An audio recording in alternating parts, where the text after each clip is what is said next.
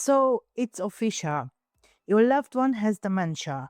The diagnosis is in your hand. When the mixed emotions of shock and relief settle, two questions come for you. How bad does this get? And how long do we have?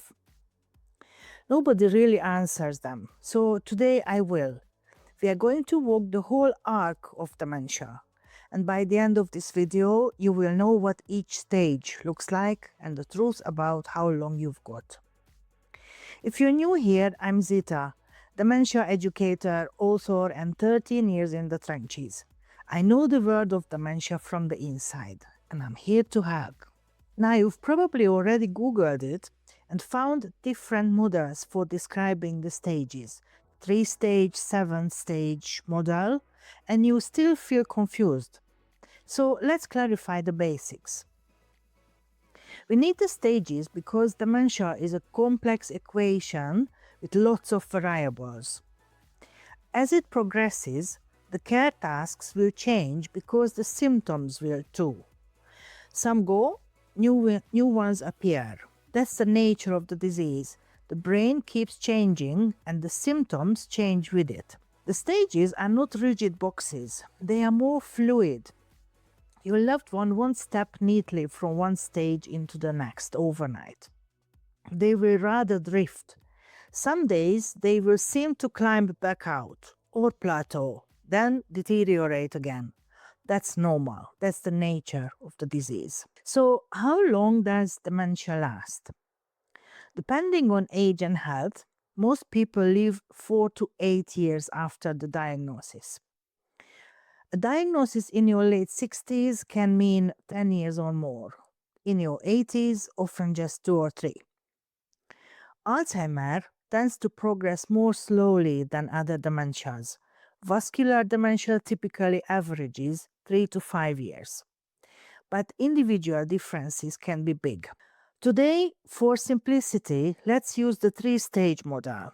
And before we dive in, I will throw in the stage no one talks about, Stage 0.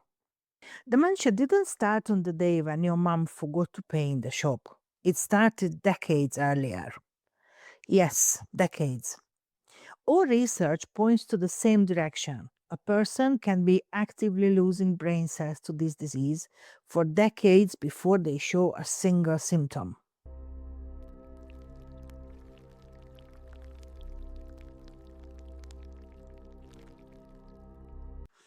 Picture a suspension bridge held up by hundreds of cables. Snap one cable, nothing happens. The others take the load. Snap a few more, still fine. The bridge looks completely normal, carries traffic every day. Until enough cables have gone that the next one to snap is the one that sags the whole thing. But the human brain is incredible. It's not a bridge. It can rewire itself and keep functioning normally for years, even as neurons have started to die off. Isn't it just remarkable?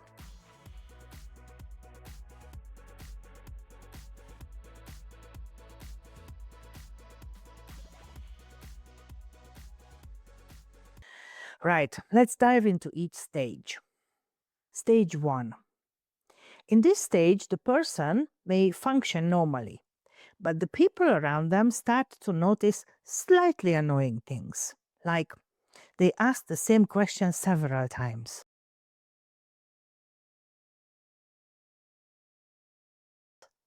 Or they forget things they shouldn't, deadlines, appointments. Or they have trouble finding familiar words. They can't get the hang of the new dishwasher because not much new information sticks anymore. But life in general is still okay. Further into stage 1, real scenarios look something like this. Your mum rings you on a Sunday. What are you having for dinner? She asks. 20 minutes later, the phone rings again. What are you having for dinner? Mom, you just called me, you say. No, I didn't, she says. And then you think to yourself, is she winding me up? And when she calls again, you roll your eyes. Then you get cross. Then you get guilty for being cross. And then, finally, something cold settles in your stomach because the number of weird conversations with your mum is growing. Then one day, the local supermarket manager calls you. Your mum walked out with a full trolley and didn't pay. You rush to the scene only to find her by the car, completely calm, telling you a story that has clearly nothing to do with what happened. And then your father told me, we simply must buy the yellow roses today. Then, on the way back home, you see how much her driving has deteriorated. On another day, when you visit her, you enter her house and the smell hits you. Gas, rice burnt black in the pot, and Mum asleep on the couch like nothing's wrong. Mom! Mom, are you in here? Mom, wake up! You wake her up. Mum, the gas was on, you tell her. I never touched it, she says. You are trying to confuse me. But, Mum, I've just arrived and...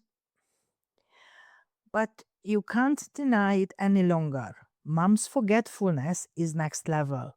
This is the stage when she gets diagnosed with dementia, which explains the weird situations happening for years by now.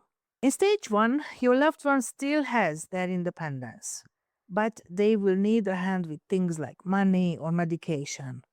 Or at the very least, they will need reminders because of their obvious memory loss. It's absolutely critical to educate yourself about this disease. It's so bizarre that there is no way anyone can figure it out without relevant, in-depth information. A video like this can only scratch the surface, and that's exactly why I wrote the stages of dementia. Real scenarios, real responses, stage by stage, and the words to actually say. Link is below.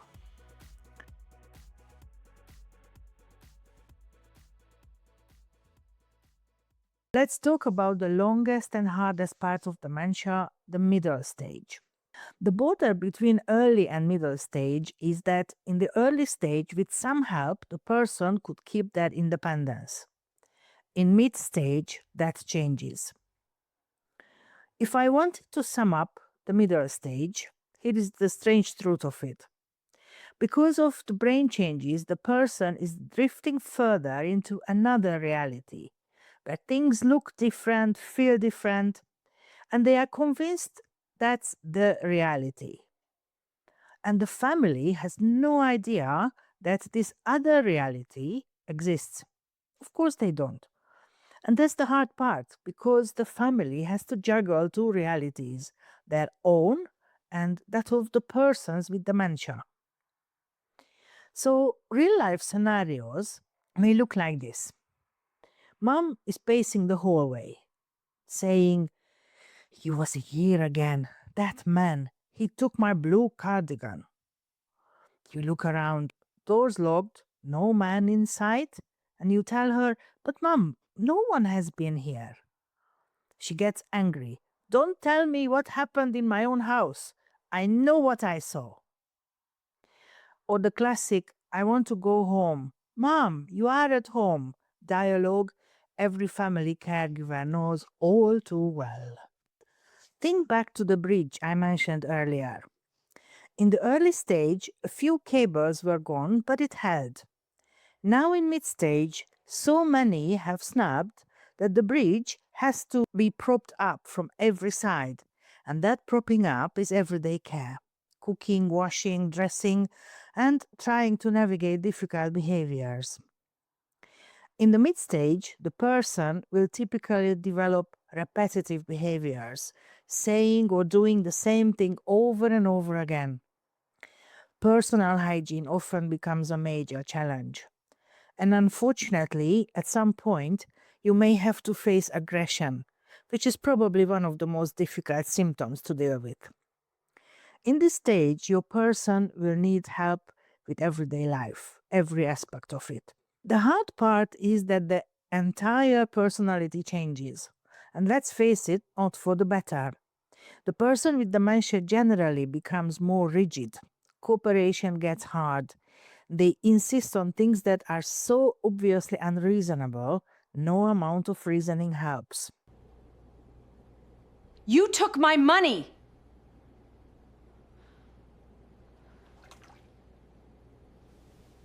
In this stage, the main task of care is to keep things as normal and conflict free as possible. And protecting the caregiver's mental and physical health is exactly as important as looking after the person with dementia. That's why, somewhere in mid stage, the decision between home care and institutional care will come up. The middle stage is the longest and probably the hardest stage of dementia. It takes years, sometimes 5 or even more.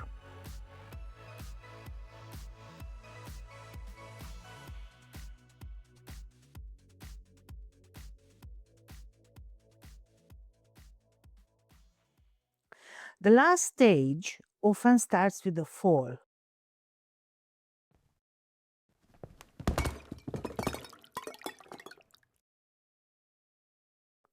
And that fall tips everything over. A hospital stay follows, and if your loved one is discharged, they won't come back to where they were before the fall. Why? Because the shrinking brain now sits loosely in the skull, surrounded by fluid. A fall shakes that fragile brain inside the fluid, and that's so traumatic it can trigger the final stage. Being bedridden accelerates things further. The person will stop eating and then the body begins to shut down. In this final stage, words disappear, but your loved one may still feel a kind presence in the room, your presence. And music, humming, singing, those things may still reach them. And the brain no longer signals the lungs to breathe and the heart to beat. This is death. People with dementia usually die quietly. The care in this final stage is simple. Keep them warm, clean, safe, comfortable, and that's pretty much it. And keep being there. And of course, don't forget to look after yourself as well. The last stage can last months, sometimes even a year. Though things can move quickly after the fall, it really varies from person to person.